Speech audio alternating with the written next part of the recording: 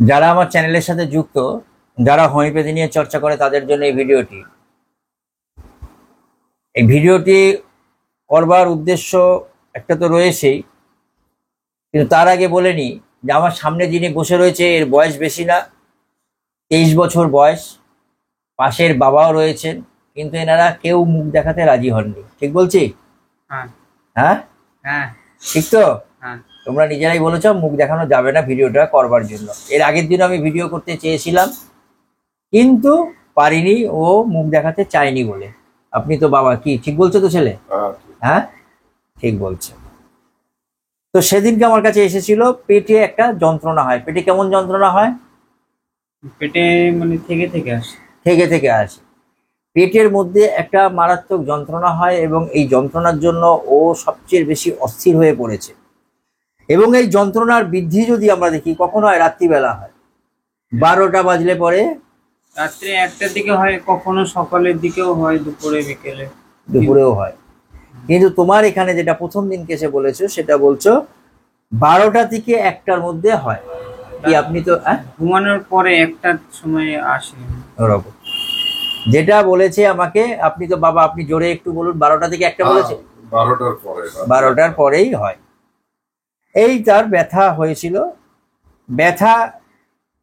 এবং এই ব্যথাটা কি করলে কমে যায়? কিছুতে কমে না। যখন আসে তখন ব্যথা উঠে গেলে কি কমতো?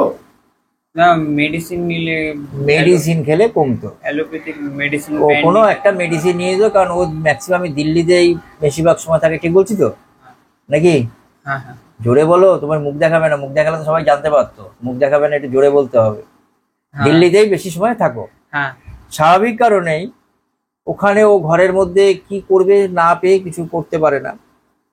যদি পাস্ট হিস্ট্রি দেখি, পাস্ট হিস্ট্রিতে ওর অ্যাজমা ছিল এবং টাইফয়েড হয়েছিল এবং তার সাথে নিউমোনিয়া ছিল।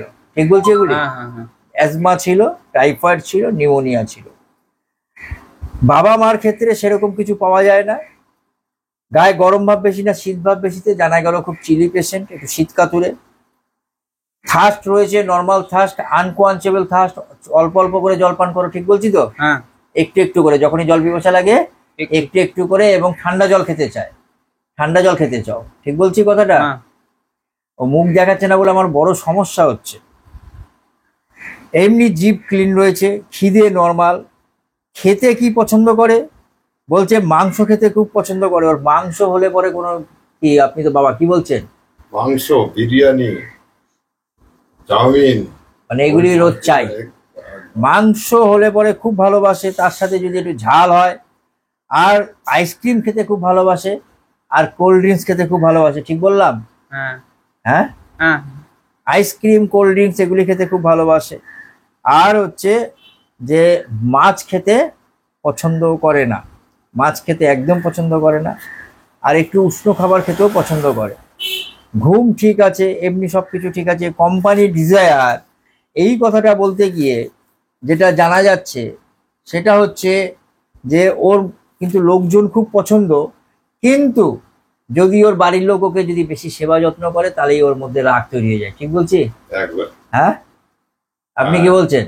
হ্যাঁ, ও যে আসবে আসুক, কিন্তু শেয়ার করা যাবে না। হ্যাঁ, ও এই ব্যাপারে খুব সতর্ক, যাতে অন্য কেউ না চলে আসে।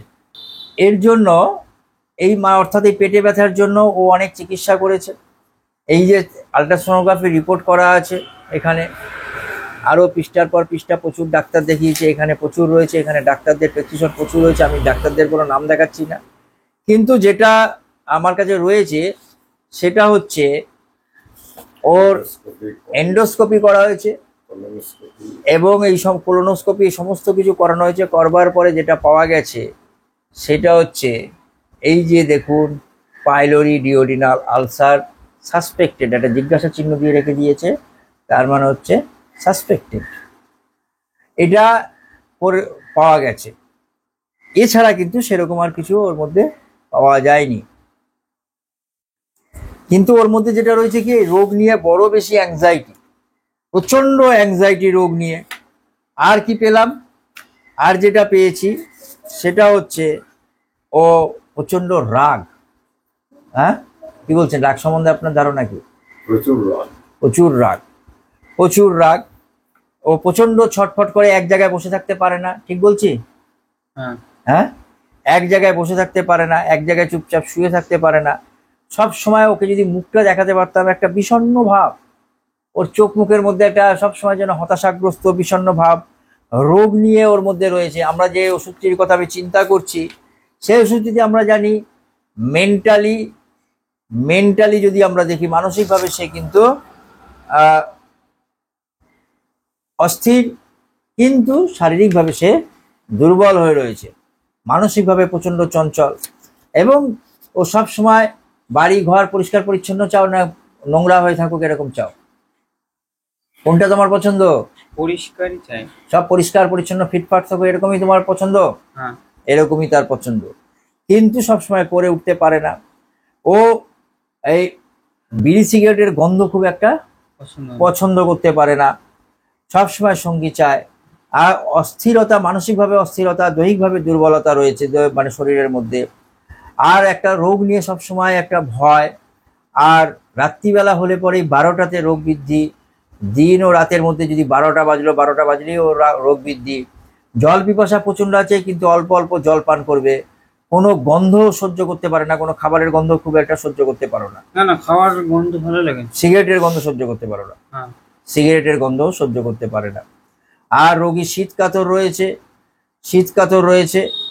আর যেটা ওর মধ্যে রয়েছে, একটু ভীরু টাইপের, একটু খুঁতখুঁতে টাইপের। এর উপরে নির্ভর করে ওকে আমি প্রেসক্রিপশন প্রথম দিন করেছিলাম আর্সেনিক 0/1। আগের থেকে তোমার এই ওষুধ খাওয়ার পরে তুমি কেমন আছো? আগের থেকে ব্যথাটা কম আছে, অনেক 5-6 কম আসছে। অনেকটা কম হচ্ছে, আসলেও অনেক সময় বেশিক্ষণ ধরে থাকছে না, হ্যাঁ থাকছে না তো? ঠিক বলছি তো? আসছে চলে যাচ্ছে, আবার আসছে, এরকম। চলে যাচ্ছে, কিন্তু আগে তো অনেকক্ষণ ধরে থাকতো, হ্যাঁ অনেক কষ্ট পেতে। হ্যাঁ হ্যাঁ, তো ওকে আর্সেনিক 0/1 দিয়েছিলাম এই লক্ষণগুলির ভিত্তিতে। আজকে ওকে 0/2 দিচ্ছি। আমি দেখি যে আস্তে আস্তে কতটা কিওর হয়ে যায়। যখন কিওর হয়ে যাবে তখন আবার ভিডিওটা দেওয়ার আশা রইল। ধন্যবাদ। তোমার এই ভয়েস নিয়ে কিন্তু ভিডিও দেখি, তোমাকে কিন্তু দেখাইনি, ঠিক আছে। ঠিক আছে? হ্যাঁ